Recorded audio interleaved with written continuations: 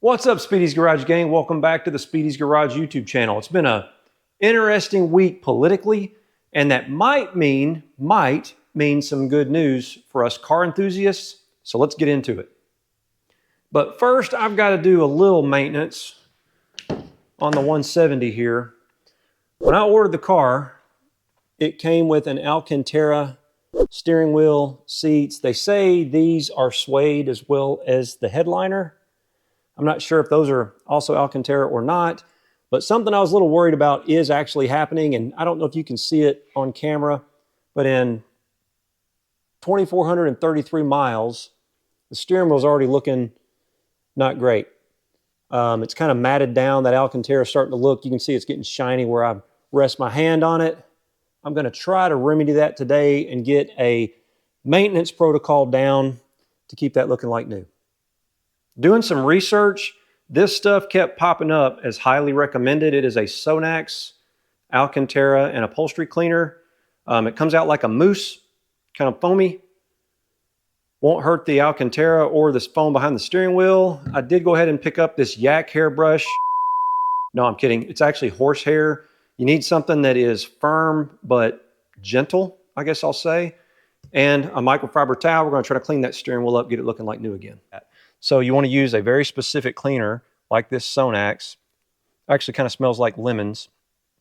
And it will not harm the glue or contact cement or the adhesive that they've used to attach the Alcantara to the steering wheel. And again, it's very thin material. So if you were to take a piece of this from like a fabric shop and drop water on it, it would immediately pass through. It isn't like leather where it'll bead up and actually keep the liquid on top. It actually will go straight through. So we're going to put some of this on a microfiber towel. As you can see, it's kind of foamy. And I'm just going to gently work it into the steering wheel. And I'm probably going to work in quarters. So I can already tell a big difference actually. This stuff's working really good.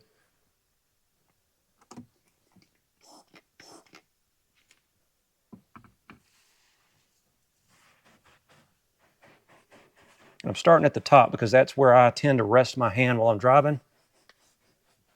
The bottom doesn't get too much, so it won't need but just a little wiping probably. Yeah, you can see it's already picking up dirt. 2,433 miles. You already see how much dirt I've gotten on the steering wheel.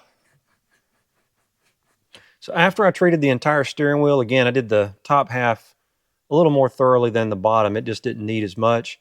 I let the product set for about 8 minutes, and now I've got a new, fresh, clean microfiber towel that is damp but not wet. It's just damp, and I'm gonna now come in here and just finalize the cleaning process.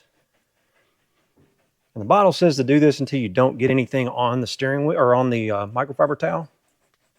But I can already tell a huge difference. And I think if you stay on top of this, it only took about 2 minutes to clean it, to be honest. I think if you stay on top of this, see, there's just barely any dirt on it now. Won't be too bad to keep up with. Final step, use your soft bristle brush. Everything I looked into recommended horsehair for this type of material. And you just want to sort of stand the fibers. That's what this is doing, is standing the Alcantara fibers back up so they have that nice soft texture again. And if your brush is new like mine, you probably want to brush it a few times to get any loose bristles out. They say these aren't supposed to shed, but I did get a few, not many, but a few. And I'll leave a link in the description to the cleaner and the brush that I'm using in case you want to check those out. And there is the final product. Good as new.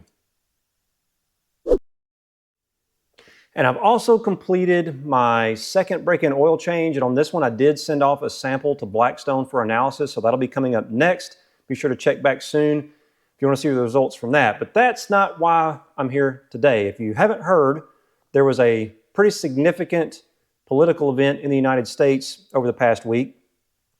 And Donald Trump has won the election for President of the United States.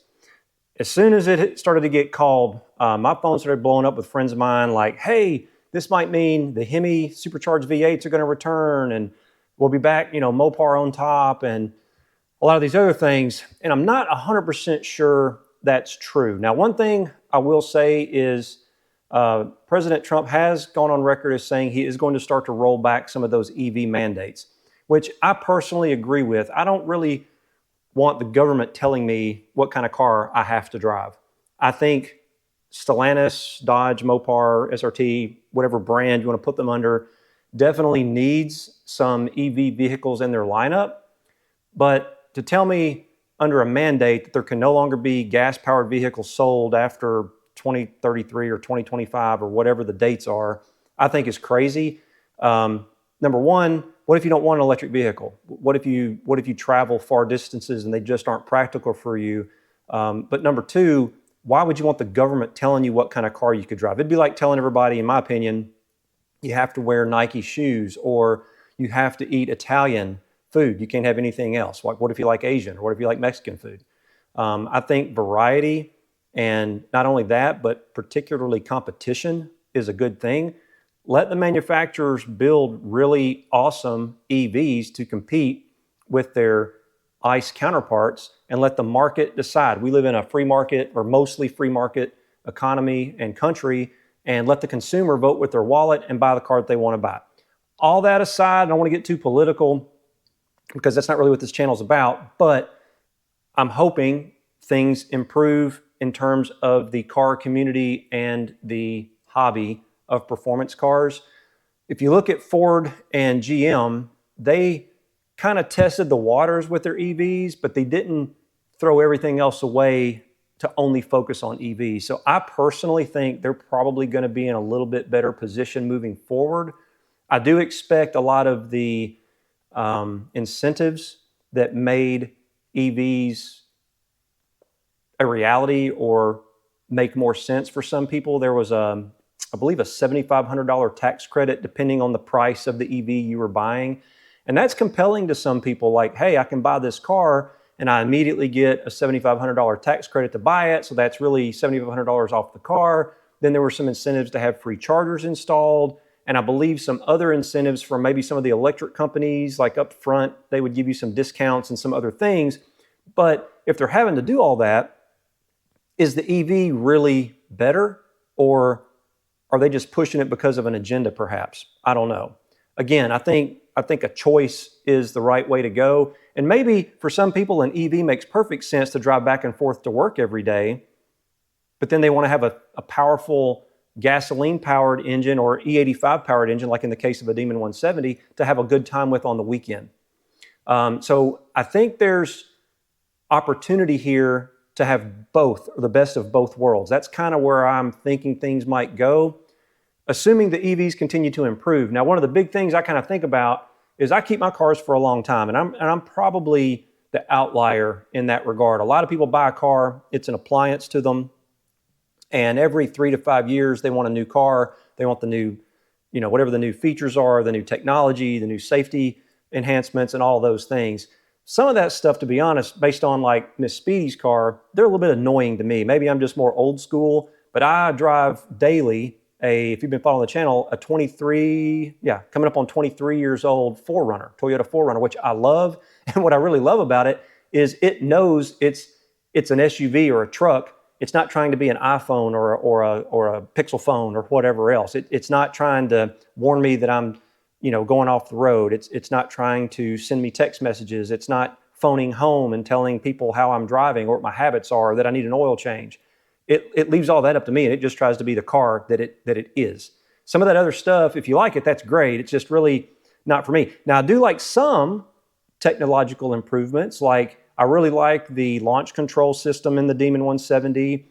I like the screen in the Demon 170 that gives you some of that information. Miss Speedy's car, it's kind of weird the way that it's an Infiniti Q60 is what she has. And the way some of the software is set up in it, it's really peculiar. Like, if I leave it on the radio screen and I shut the car off after driving it, I would appreciate if when I fired the car back up, it was still on the radio screen. Her car flips to a main menu, and then you have to click through to get back to the radio again. Kind of annoying. The point is, could the Hemi V8 come back? I think the answer is it depends. It depends on how far Stellantis has gone down the road. And it looks to me from my 1,000-foot view that they're pretty far down. So they're now owned and managed by Europeans. I think EVs in Europe are a little more accepted than they are in the United States. I don't know that they're widely accepted. And I don't know what incentives there are. If you know, leave me a comment if there's a lot of incentives in Europe for the EV vehicles that you purchase. I think President Trump will roll back the incentives. Will that mean now EVs will be on an even playing field with their gasoline engine counterparts, and maybe we start to see more enhancements to both? Start to see more performance EVs, start to see more performance cars. I can say almost for sure Ford and Chevy, and Ford has been saying for a long time they intend to make V8s for the foreseeable future. So I don't think they were ever planning to get rid of them. Chevy has kind of doubled down. Look at the Z06 Corvette, just came out, I think 670 horsepower, all natural, naturally aspirated. Now they've got the ZR1 coming that's 1,064 horsepower. It's a twin turbo V8. So they're still going down the V8 path and giving that option to their customers. Both Ford and Chevy do produce EVs as well, but they still kept their V8s for their performance line. Stellantis, unfortunately, they discontinued the Hellcat. They discontinued the V8, the Gen 3 Hemi altogether. They've now gone to an inline six, which I don't hear a lot of excitement for, even in their trucks. I think anything below a 2500 now will get an inline six engine. And then in the performance sector, like their Charger, 100% EV. You can't even get, well, I take that back. You can get an inline six, but you can't get a V8 is what I was going to say. To me, that's a little concerning from a business perspective if I'm them when my competitors are still making V8s. That's the first thing I'll say. I don't know if they were counting on all the mandates staying in place and that would help push the EVs forward. But if you look on social media, every time, like Instagram particularly, every time they post a picture of one of these EV cars that they're coming out with, the comments are just atrocious. So they built their brand from a performance perspective, big horsepower, like basically knocked Ford and Chevy into the corner and said, we'll be back later to talk to you. We're going to go off and do the high performance thing better than you can. And that's exactly what they did for many years. And the Hellcat platform was a huge success. Now, Tim Kuniskis is gone, SRT, the engineers have been disbanded. A bunch of them have left the company even. Stellantis is now struggling financially. Only way I know they're going to turn it around, and I think the United States market is a cash cow for them, they're going to have to come back with something very high performance oriented. And the performance enthusiasts, most of us in the United States, love a V8. The sound, the overall sensory experience isn't the same. Even if you come out with an inline six or a V6 that makes the same horsepower, the experience just isn't the same for us. And I think they're going to have to bring a V8 back if they want to be competitive and remain viable. I don't think they can go down the EV path and just let that be all they've got. And as I alluded to earlier, I keep my cars for a while. Like I said, I've got almost a 23-year-old 4Runner that I really love. Would you want your cell phone from 20 years ago, considering how quick the technology changes? I'm hearing there's already a new battery technology that's going to be introduced, solid state batteries. And I've got a friend of mine who's in future vehicle development. He was telling me about this 2 or 3 years ago. He was saying the way the EVs are today and the way they're set up to charge and everything is going to change. And they're coming out with these solid state batteries. And he named a couple of the improvements. I think size and weight are a couple, probably charging time and things of that nature. But now imagine if you buy an EV today and in 2026 or 2027, the battery technology completely changes. Your car you just bought, the value just went, it went way down. Again, would you want to go back and buy a cell phone from 20 years ago? I don't think an EV is going to last. There will be literally appliances that they expect you to switch out every 3 to 5 years, and I'm just not down for that. That's kind of my thoughts on it. It's going to take time for the mandates to get rolled back. That's the first thing. And then when they do, Stellantis will have to not only look at immediate market concern, like, hey, the EV mandates are rolled back. That's going to make it even harder to sell EVs now that we don't get a $7,500. And I honestly don't think the Charger and all that would have qualified for the incentives anyway. I think they're going to be too expensive. But now they're going to have to really do some soul searching and maybe listen. Some of the European leadership might need to ask the American leadership on the Dodge side, what do we do here? And if they have the opportunity to bring back some of those V8 engines or even a new version, a Gen 4 Hemi, that would be something to talk about. And I think you guys could agree. Leave me some comments below. Let me know what you think. Is President Trump being elected going to impact what Stellantis can offer us from a performance perspective? Would you buy one of the new Charger EVs? I'm curious about that too. Most of the people I talk to that I think would watch this channel, I don't think would, but if I'm wrong about that or if you agree with me, leave me a comment below. Let me know what you think. Hope you enjoyed the video. Please give it a thumbs up if you did. Be sure to check us out on Instagram. It's @Speedys_garage was the website, www.speedysgarage.net, and hopefully I'll see you out there.